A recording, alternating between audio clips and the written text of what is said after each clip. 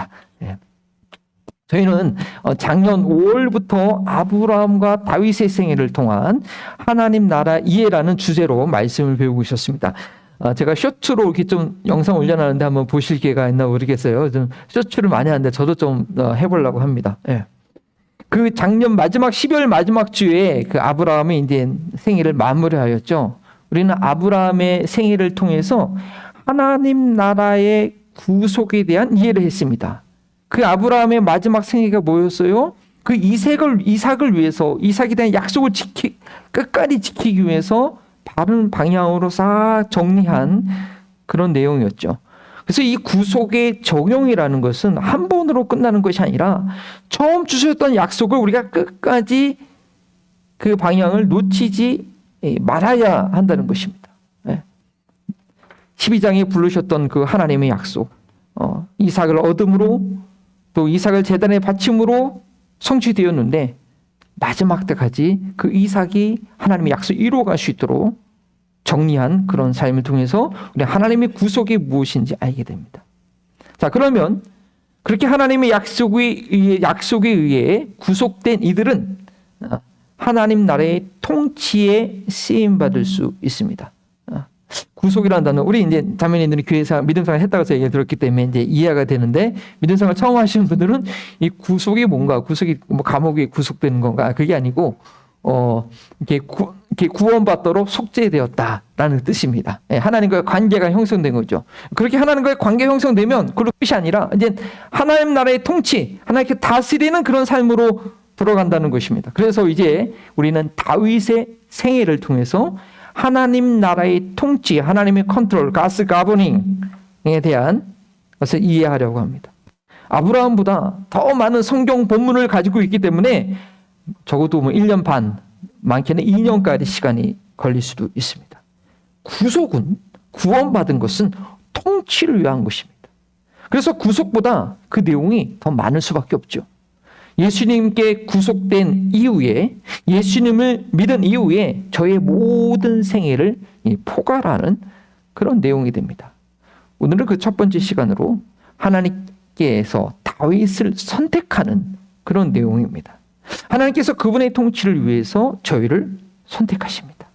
저희는 예수 그리스도의 피로, 저희를 예수 그리스도의 피로 구속하신 이유는 저희들의 삶을 통해 하나님의 통치가 이 땅에 나타나기 위함입니다.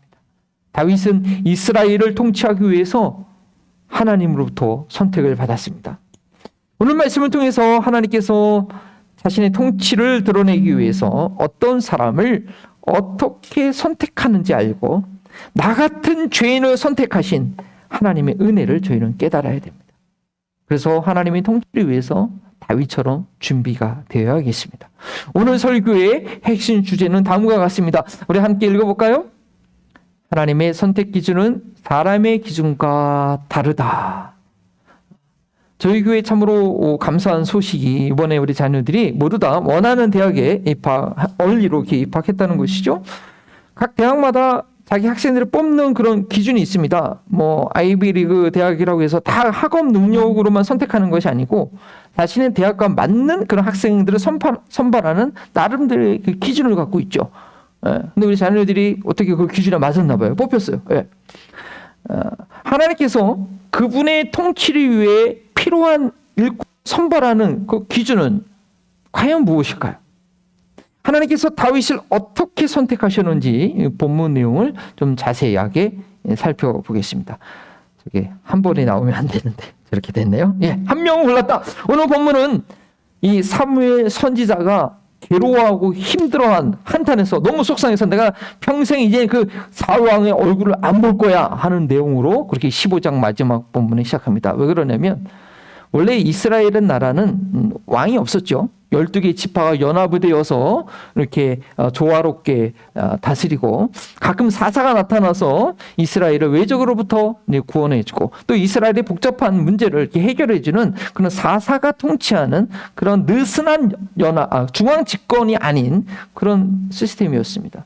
근데 이스라엘이 보니까 옆에 있는 외적, 자기를 공격하는 외적에 왕들이 있어서 막 강력하게 공격하니까 이스라엘이 우리도 왕을 세워 주십시오. 막 그런 거예요. 그게 사무엘이 사사로 이렇게 섬길 때 그랬어요. 그래서 할 수 없이 하나님이 이스라엘의 요청대로 왕을 세워줬는데 그 첫째 왕이 사울 왕이었고 사무엘 선지자가 그 모든 것을 이제 관여했었어요. 근데 이 초대 왕 사울 왕이 처음에는 잘 가다가 좀 지나면서 하나님의 뜻대로 통치하는 것이 아니라 장외의 자기의 명예와 그 욕심, 자기의 그 욕심대로 통치하다 보니까 하나님의 말씀에 불순종하는 일이 이제 그 사무엘상 15장 전반부에 나옵니다. 그래서 하나님께서 사울을 왕으로 세운 것들을 후회하셨고 이 사무엘도 너무 속상해가지고 한탄하고 있는 그런 내용이 15장 마지막 절 내용입니다. 그때 주님께서 사무엘에게 말씀하십니다. 야, 언제까지 사울 때문에 실망하고 괴로워 있을 거냐? 걱정하지 마라. 내가 이미 사울 대신에 한 명 봐놨다. 왕을 이미 이새의 아들 가운데 내가 찾았다. 자, 뿔병에 기름을 가지고 베들레헴에 가서 이새의 아들들을 만나라. 라고 이렇게 말씀하십니다. 과연 하나님께서 사울 대신에 어떤 사람을 왕으로 준비시켜 놓았을까? 무척 궁금할 수 있는 그런 상황인데 사무엘이 단숨에 달려간 것이 아니라 아직은 들어올 수밖에 없습니다. 왜냐하면 사울이 아말렉도 무찌르고 막 엄청나게 기세를 갖고 있을 때였거든요. 사울 왕이 아직은 통치를 막 하고 있었는데 이 사무엘이 그 누군가 다른 사람을 왕으로 기름 부으러 갔다 그 소문이 나면 이 사무엘 선지자는 역적으로 몰려서 죽을 수 있으니까. 하나님께서 말씀하셨지만 사무엘 선지자가 제가 잘못 가다가 저 죽을 수 있어요. 그러는 거예요.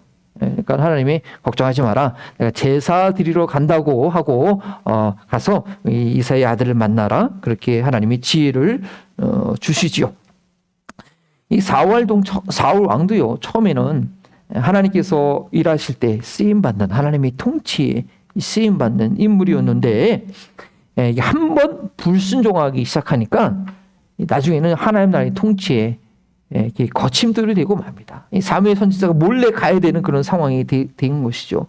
그러니까 하나님 나라 일꾼으로 부름받을 때 가장 필요한 것은 하나님의 음성을 듣고 순종하는 거예요. 다른 거 필요 없어요. 그 음성을 들을 줄 알고 믿음으로 순종하는 거죠. 근데 단 한 번의 불순종이요. 조금씩 곁길로 가게 되는 그런 시작점이 되는 거예요. 그래서 내가 불순종했다라고 깨달아지면 바로 회개하고 돌이키고 가야 돼요. 제가 부교육자 생활만 한 20년쯤 했는데요. 한국에서 하면서 딱 한 번, 그다음에 미국에서 생활하면서 딱 한 번 담임 목사님 말대로 안 한 것 같아요. 여러 가지 있겠지만 기억이 나는 거 그거예요. 목사님 얘기했는데 그래도 이건 이렇게 해야 돼 하고 했는데 나중에 보니까 이게 별로 안 좋았던 거라서 너무 죄송한 마음이 들어가지고 했던 그런 기억이 있습니다. 어쨌든 하나님 나라 이런 거 다른 거 아니에요. 하나님 말씀이 듣고 순종했는데 다 순종할 수 있나요? 못하죠. 그럼 바로 돌이키면 돼요. 그래서 사무엘은 자신의 어려운 처지를 하나님께 아뢰고 하나님께서는 피할 방법을 알려주셨습니다. 그래서 드디어 위험을 무릅쓰고 말씀하신 대로 베들레헴으로 방문합니다. 베들레헴에 방문할 때 이 장로들이 벌벌 떱니다. 그래서 무슨 일로 여기에 오셨습니까? 좋은 일로 오셨습니까? 왜냐하면 이 사무엘이 그 당시에 이스라엘 전역을 다니면서 말씀을 가르치고 그 한 말이 하나도 땅에 떨어지지 않았다. 정말 권위 있는 그런 선지자였거든요. 그리고 최근에 소문을 듣자니까 사울하고 관계가 안 좋다라고 그런 소문이 나 있는데 혹시 그 사무엘 선지자가 베들레헴 오면 괜히 우리 동네도 문제 생기는 거 아니야? 그러니까 이 베들레헴의 장로들이 벌벌 떠서 좋은 일로 오셨습니까? 물어보는 거야. 그러니까 사무엘 선지자가 좋은 일로 왔다. 나랑 같이 제사를 드리자. 그렇게 얘기합니다. 제사를 드릴 때 이제 몸을 정결하게 해야 되는데 이제 장로들이 몸을 정결하게 합니다. 그런데 이 사무엘 선지자가 이새가 아마 장로였나 보죠. 그 지역에 이새와 그 아들만큼은 본인이 직접 정결하게 하는 의식을 해요. 왜 그렇게 했을까요? 제사 드리기 전에 미리 아들들 만나가지고 살짝 기름 부으라고. 그렇게 이제 방법을 쓴 것이죠. 그래서 이제 그 아들들을 제사 드리기 전에 정결하기 위해서 사무엘이 이세 아들들을 하나씩 봅니다. 첫 번째, 이 이름이 나타났어요. 성경에 이름이 있다는 거는 중요하다는 거예요. 첫 번째 아들이 이름이 뭐냐? 엘리압.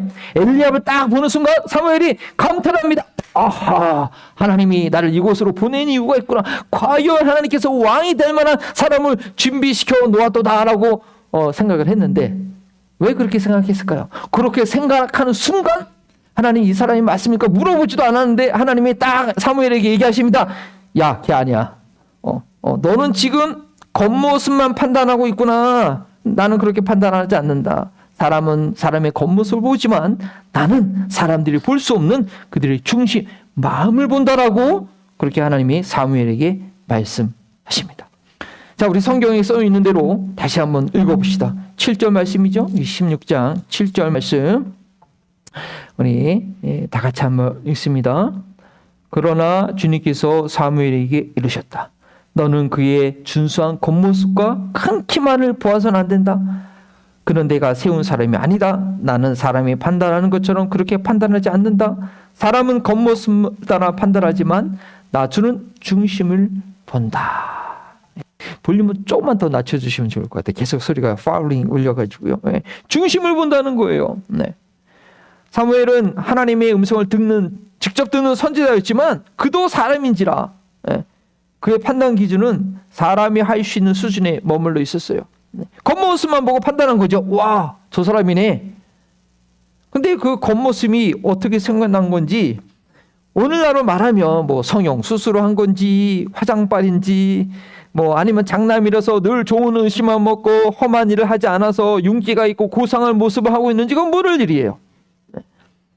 하나님께서는 사무엘이 어떤 생각을 하고 있는지 바로 아시고 사무엘에게 겉모습만 보지 말라 이제 경고하십니다. 내가 선택한 사람이 아니라고 단번에 거절하십니다. 사람이 필요한 사람을 고를 때는 사람이 필요해서 사람을 고를 때 사람이 세운 기준을 가지고 선발하는 것이 당연합니다. 사람이 세운 기준이라는 것은 뭐겠어요? 사람이 힘으로 준비할 수 있고 또 사람이 분별할 수 있는 그런 기준입니다. 그런데 그 기준이라는 것이 시대에 따라서 상황에 따라서 변하기도 하고 합리적이지 않을 때도 있습니다. 그래서 이 학벌주의 사회가요 더 비효율적일 수가 있어요. 뭐 좋은 대학교 들어간 건 좋은데 그렇다고 그 대학교 들어서 다 제대로 준비됐다는 보장은 아니거든요. 네. 근데 학교만 보고 그 직원을 채용했다가 제대로 일을 못하는 사람을 뽑게 되는 경우도 있는 거죠, 가끔. 삼성의 창립자 이 고 이병철 회장이 그런 유명한 일화가 있잖아요. 직원을 뽑을 때 이력서를 볼 뿐 아니라 옆에 누굴 둬요? 자기 옆에 관상 보는 사람을 둔대. 예, 그래서 그 관상가의 그 마지막 그 점수를 보고 이 선택한다는 거죠. 이게 보통 사람이 볼 수 없는 그런 이 관상가의 도움을 얻었다고 그래요. 네. 하나님 나라의 일꾼은 하나님께서 사용하시는 사람입니다. 하나님의 기준에 맞아야 됩니다. 그런데 그것은 사람이 볼 수 있는 기준이 아니죠. 하나님께서만 보실 수 있는 기준입니다. 그 기준은 7절 말씀대로 나 여호와는 중심, 그 중심이라는 히브리어 단어는 heart, 마음이에요. 그 마음을 본다는 거예요. 네. 우스기 얘기로 이제 그런 얘기가 있죠. 이제 여름에 교회에 이제 복장을 좀 여름에 더우니까 텍사스 더운 데는 이제 막 사람들이 반팔도 그런단 말이에요. 이게 배꼽 티를 딱 입고 어떤 자매가 왔는데 아이고 자매님 좀 옷 좀 복장 좀 정리하면 안 될까 했더니 아니요 하나님 중심을 보신다고 해서 내 중심을 보여드려야 돼. 그런 우스기가 있는데 하나님 그 마음을 중심이 아니라 그 마음을 보신다는 거예요. 멸기는 물을 알아도 사람 마음은 모른다고 하는 말이 있듯이 사람 마음이요 잘 드러나지 않습니다. 평생 같이 살아도 제 마음 알아요? 잘 모를 때가 있는 거예요. 예. 물론 사람과 사람 사이에 통하는 그런 마음이 있고 느끼기도 해요. 아 그런데 이 사람의 마음이요 물길 변하듯이 언제 바뀔지 몰라요. 언제 변할지 모르는 거예요, 사람이요. 근데요 하나님께서 보시는 마음이 있습니다. 하나님께서 쓰시기에 좋은 마음이 있다는 거예요. 그 완성된 건 아니더라도 하나님으로부터 훈련받을 수 있는 마음이 있다는 거예요. 견고하고 아름다운 그러한 가구를 만들려고 할 때 목수가 이렇게 고르는 나무가 있어요. 아무리 나무가 좋아도 그대로 쓰진 않죠. 만들고자 하는 그 가구에 맞게 톱질해야 돼요. 대패질도 때로는 못질도 해야 돼요. 근데 못질하고 톱질할 때 그 나무가 딱 쪼개지면 그거 안 되잖아요. 고난 받을 때 쪼개져 버리면 안 되는 거예요. 네. 대패질할 때 결대로 깎여야 되는데 순종하지 않고 버팅기면 그 나무 못 써요. 하나님께서 쓰시는 마음을 갖고 있는 그런 제목이 있다라는 것이죠. 하나님께서 훈련하시기에 훈련받을 수 있는 그 중심이 있다는 거예요. 그리고 하나님은 그것을 보실 수가 있습니다. 두 번째로 이새가 두 번째 아들 아비나답을 불러 사무엘 앞에 세웁니다. 이제부터는 사무엘이 겉모습에 현혹되지 않습니다. 하나님께서 말씀하시지 않으니까 그도 아니라고 얘기합니다. 세 번째 삼마라는 아들로 보였는데 마찬가지입니다. 제사드리기 위해서 모였던 그 7 아들을 다 보였는데 사무엘 선지자가 no 다 노라고 하는 거예요. 분명히 하나님께서 이새의 아들 중에 있다고 했는데 왜 말씀하시지 않으지? 그래서 이새가 포기하지 않고 물어봅니다. 당신들 아들 다 여기 모인 거 맞소? 그러니까 이새가 대답하죠.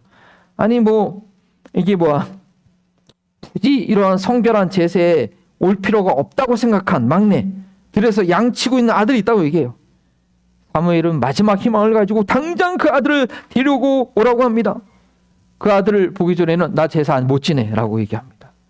양떼를 치느냐고 온몸이 지저분하고 아주 왜소한 막내 아들이 도착했고, 사무엘은 그의 눈동자가 아주 밝은 것을 보았습니다. 얼굴은 붉었지만 아름다웠습니다. 겉으로 치장한 것이 아니라 원래 가지고 있던 내면의 준수함이 밖으로 드러난 외모입니다. 자연미인이죠. 그렇죠? 노 메이크업 있는 그대로의 모습입니다. 주님께서 드디어 말씀하십니다. 바로 그다. 빨리 기름 부어. 그래서 사무엘은 주저하지 않고 다윗 옆에 형들이 딱 서 있는데 그냥 바로 다윗에게 기름을 부었습니다. 그야말로 순식간에 일어난 일입니다. 그리고 사무엘은 재빨리 거기를 떠나버립니다. 그때부터 하나님의 영이 다윗을 계속 감동시킵니다. 지난 주일날 말씀드린 대로 성령 충만함이 다윗에게 일어나게 됩니다. 다윗이 그때 이후로 다윗의 영으로 하나님의 영으로 충만해서 그때부터 시를 지는 거야. 양떼를 지으면서 여호와는 나의 목자시니 부족함이 없이, 하나님의 영이 임하니까 하나님의 뜻을 드러내는 그런 시를 지으면서 그 시로 노래를 합니다. 그래서 시편의 150편 중에서 무려 73편이 반 정도가 다윗이 지은 시이죠. 앞으로 보게 될 이 다윗의 생애는요, 바로 하나님의 그 충만한 영이 이끄는 삶입니다. 하나님의 다윗을 훈련시킨 삶입니다. 하나님의 영이 그에게 임하지 않았으면 그렇지 않는데, 예수님께서 40일 금식한 후에 그 이끌림을 받아 시험을 받은 것처럼 다윗은 하나님의 영에 이끌려 훈련받는 삶이 시작됐습니다. 이스라엘 전통에 따라 첫째 아들 장남에게 모든 권위와 주목이 주어졌던 이 시대, 8 아들 중에 막내는 그 다윗은 누구도 기대하지 않았던, 전혀 존재감 없었던 아들이었습니다. 사무엘 선지자가 방문하여서 모두가 모여야 할 때 그 누군가 양떼를 돌봐야 한다면 그것을 당연히 돌봐야 하는 그런 아웃사이더였습니다. 이 다윗은요. 그러나 그 다윗은 하나님께서 훈련할 만한 그런 마음을 가졌고, 그리고 선택받았고, 결국은 그것을 감당해낸 것이 다윗의 스토리입니다. 지난주에 제가 한국에서 중고등학교 때 믿음 생활을 했던 저희 누님 아직 그 계시기 때문에 그 소식을 들었는데, 저희 동기 중에서 한 명이 장로로 피탁됐다는 소식을 알려준 거예요. 감리교회이기 때문에 이 장로 직분 제도가 있습니다. 누구냐면 성도들을 대표해서 섬기는, 그래서 특별히 안수하여 세우는 아주 중요한 직분입니다. 그 감리교회에서 제가 믿음 생활할 때 저랑 같은 또래가 한 20명 있었어요. 남자 여학생 남자 한 10명 정도 좀 비슷하게 있었는데, 너무 재밌었어요. 여름 수련회 때는 뜨겁게 기도하고, 이렇게 가을이면 발표회도 같이 준비하고, 연극도 준비하고, 또 문해지도 만들기도 하고, 이 순수했던 청소년 시기를 같이 보낸 그런 친구들이죠. 또 제가 그때 또 고등부로 또 회장을 했다는 게 아니에요. 어쨌든 그런 친구들이었어요. 그런데 그 지금 장로로 피택되었다는 그 친구만이 지금 교회에 남아가 있고, 저를 비롯한 다른 친구들은 멀리 이사하거나 다른 교회를 지금 섬기고 있습니다. 그 교회가요, 지금도 그 한국의 감리교단에서는 꽤 영향력 있는 좀 좋은 교회거든요. 당시에도 저희가 그 교회를 너무 좋아했어요. 그래서 매주 모여서 기도하고 찬양하고 그렇게 즐겁게 있었죠. 근데 이번에 장로로 피택된 그 친구는요, 그 친구들 가운데 좀 아웃사이더였거든요. 수줍고 말도 별로 없고 뭐 임원을 한 것도 아니고 적극적이지도 않고, 그래서 우리 모임 중에 뭐 있어도 그만, 뭐 없어도 없네, 뭐 신경 쓰지 않는 그런 친구였다는 것이죠. 누구지, 어떤 친구는 정말 기타 치면서 멋지게 찬양 인도하던 친구 있었어요. 또 키도 크고 운동 잘하는 친구도 있었고, 지금은 저기 영어 선생하는 친구들 말을 너무 잘했어. 그리고 얼굴도 아주 준수한 친구들도 있었죠. 예. 근데 그 친구는 이 친구는 별로 주목받지 않는 친구였어요. 왜냐면 지금 제가 말한 것과는 참 거리가 또 먼 친구거든요. 예. 그런데 당시에 좀 주목받던 친구들은 지금 어디 간지 모르겠고, 이 친구만이, 20명 중에서 이 친구만이 이 교회 끝까지 남아서 나중에 결국에는 이제 장로로 피택됐다는 것이죠. 이 소식을 들으면서 이번 주에 증거할 말씀과 연결이 되는 거예요. 그렇구나. 그 좋은 교회를 섬길 수 있는 교회의 기둥은, 보통 이제 장로님도 안수집회 하면 이제 움직이지 않는 교회 기둥이라고 하잖아요. 예. 기둥은 주님께서 따로 보고 계셨구나라는 거예요. 마치 오늘 이세 여다 아들들 중에서 선지자가 방문했을 때 같이 자리에도 있지 못했던 아웃사이더 다윗이 기름 부음을 받았던 것처럼, 하나님께서는 당시에 중고등학교 시절에 아주 화려하게 활동했던 그 인사이더가 아니라 조용했지만 묵묵하게 자리를 지킨 아웃사이더 그 친구를 선택하셔서 오늘날 성도들을 대표하여 교회를 섬길 수 있는 직분자로 세웠던 것입니다. 저희들은 하나님께 선택받은 자들일까요? 아브라함과 같은 믿음을 가지게 되었다면, 아브라함과 같은 구속의 과정을 겪었다면, 저희 역시 하나님의 통치를 위해 선택받은 이들입니다. 왜? 무엇보다도 예수 그리스도를 마음에 확실히 받아들인 사람들이기 때문입니다.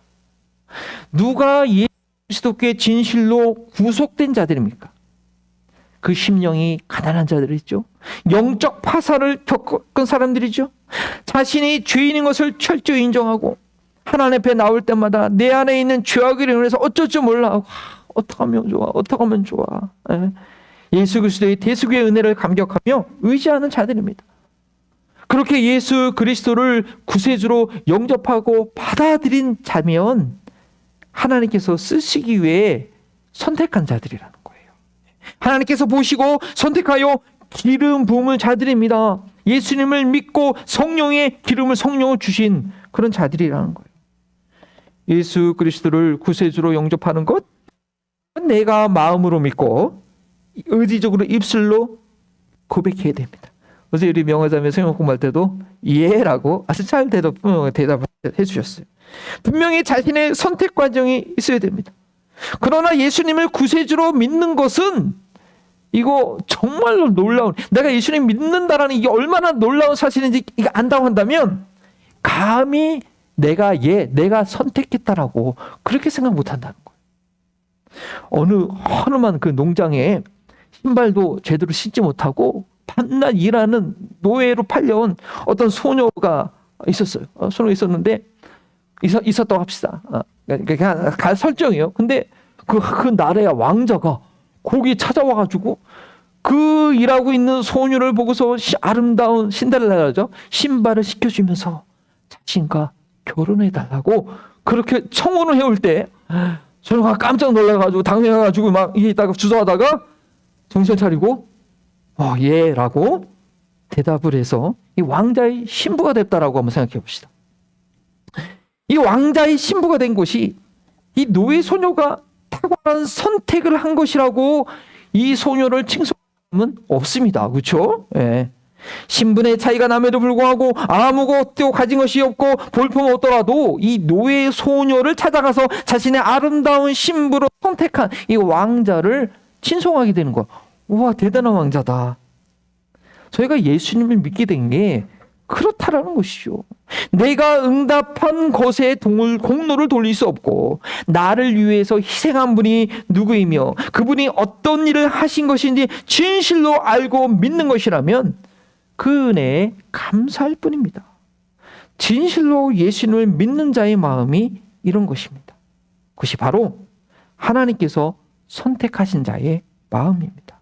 그런 마음으로 예수님을 영접한 이들은 예수님을 따라 십자가를 지며 자신을 부인하는 그런 제자의 삶을 살게 됩니다. 왕자의 선택을 받아 왕국으로 들어간 그 노예 소녀는 하루아침에 다른 신분이 되었는데 과연 그 왕궁에서 왕족으로서의 삶에 적응할 수 있을까요? 그게? 한 번도 살아보지 못한 그 삶을 좀 제대로 실현할 수 있을까요? 다른 나라의 아름다운 공주를 제쳐놓고 나를 왕자비로 삼아준 그 왕자의 기대에 합당한 삶을 살 수 있을까? 쉽지 않죠. 그동안 학대받았던 그 상처를 씻어내야 되고 왕궁의 예절을 배워야 되고 한 나라가 운영되는 그 방식까지 좀 이해를 해 공부도 해야 돼요. 앞으로 왕위를 이어받을 왕자의 아내가 되는 길이 아주 멀고 멉니다. 아이고 차라리 노예로 살 때가 편하지 하는 그런 생각이 들기도 할 겁니다. 그러나 나를 찾아와서 선택해준 그 왕자의 사랑을, 나를 선택해준 그 왕자의 사랑을 확신한다고 한다면, 그 마음이 있다고 한다면 끝까지 견뎌내고 참아내고 그 왕자비 수업을 잘 받게 되는 것이죠. 그런데 이 노예 소녀가 와 이거 내가 예스라고 대답해서 내가 선택을 잘해서 내가 왕자의 아내가 된 거야 이렇게 생각하고 있으면요 자존심 상해가지고 며칠 있다가 견디지 못합니다. 분수를 모르고 맨날 왕자하고 싸우다가 재뿔에 지쳐서 도망갈 것입니다. 앞으로 다윗의 생애를 계속 보시면 아시겠지만 왕으로 기름 부음 하신 그 순간 그 인생에 고난이 시작되고 맙니다. 왕으로 기름 부음하지 않았다면 사울한테 쫓길 필요가 없죠. 15년 동안. 하나님의 통치를 감당하는 자리로 부름받지 않았다면 그런 고생의 고생을 겪을 일이 없었을 것입니다. 그러나 하나님의 마음으로 이스라엘을 다스리는 그런 사울을 대신할 그런 왕이 되어야 했기 때문에 혹독하게 훈련을 받아야 됐습니다. 그가 사울 몰래 사무엘에게 기름 받은 후 실제로 왕위에 오르기까지 최소 15년에서 20년의 시간이 걸렸습니다. 혹독한 훈련의 기간이었습니다. 그러나 다윗은 자신을 내려놓고 자기를 죽이고 그 훈련을 감당했습니다. 그 훈련을 받을 만한 제목이 된 것이죠. 다윗의 시편을요 자세히 읽어보면 그 고통과 변민이 얼마나 처절했는지, 나를 죽을 병에서 살려달라고 나를 배신했던 그 가족들 너무나 고통스러워요. 그 다윗의 시편을 읽어보면요. 저희가 예수님 믿는 것 예수 천당 불신 지옥 이 결론만 생각하면 안 돼요. 그 가운데 과정이 있다는 것을 알아야 돼요. 우리가 예수님을 구세주로 제대로 영접한 거라면 그 노예 소녀가 왕장을 날 선택해준 그 은혜를 안 것이 나간다면 그 과정의 훈련을 끝까지 감당해내서 하나님 통치 가운데 쓰임받는 삶이 될 것입니다. 그래서 우리는 첫 단추를 제대로 끼워야 돼요. 하나님이 택하실 만한 그런 마음이 있어야 돼요. 그래서 예수님께서는 산상수훈의 첫 번째 내용이 뭐예요? 뭐 복이 있다? 심령이 가난한 자는 복이 있나니 천국이 저희 것입니다. 과연 하나님의 나라의 통치가 내 마음과 있는가? 단번에 이루어지지 않겠지만 하나님은 여러분을 아시고 저는 여러분은 잘 마음을 모르고 그러나 하나님은 여러분을 아시고 예수 그리스도를 소중히 보물과 같이 담고 있는 마음이라면 여러분의 삶을 통해서 반드시 하나님의 영광이 드러날 것입니다. 기도하시겠습니다. 주님 감사합니다. 오늘 다윗의 생애를 통한 하나님의 나의 통치 첫 번째 시간 하나님이 누굴 선택하셨는지 알려주시니 감사합니다. 하나님 우리 누가 선택받은지 알 수 없지만 그 마음에 예수 그리스도를 존귀히 여기고 그 예수 그리스도를 마음에 있는 자라면 하나님께서 반드시 그를 사용하시고 그를 통하여 이 땅 가운데 주님의 통치가 드러날 줄 믿습니다. 우리 남은 십자가 제자 참으로 십자가의 복음을 전함으로 이렇게 선택받은 자들을 능히 훈련시킬 수 있는 훈련하는 그런 교회가 되게 하여 주시옵소서. 이 교회에 오는 자들마다 그 십자가의 복음에 감격하는 영혼들 되게 하여 주옵소서. 감사하며 예수님의 이름으로 기도합니다. 아멘. 감사합니다. 우리 이해 질문